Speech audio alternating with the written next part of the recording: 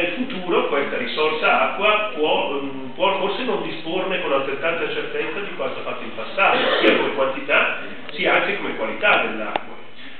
Allora immaginare un soggetto unitario capace di rimanere in mano all'ente pubblico o comunque alla comunità, capace di gestire questo bene strategico, ci passa una scelta forte e coraggiosa che abbiamo condiviso. Ma al di là di iniziative di questo genere o alcune altre scelte come il presidio del tema aeroportuale, tema controverso ma su cui la provincia si è spesa, si è battuta molto bene, per il resto abbiamo riscontrato ad esempio sul tema delle grandi infrastrutture. Le grandi infrastrutture sono proprio quei temi che vengono consumati quotidianamente dalla politica. Voi vedrete spesso nella stampa locale e nella televisione che gran parte degli argomenti su cui si interpella la provincia sono le nuove opere, la Brebemi, sono le tangenziali, sono la Pedemontana, e in questi anni abbiamo assistito a continui annunci ma con dei risultati assolutamente modesti.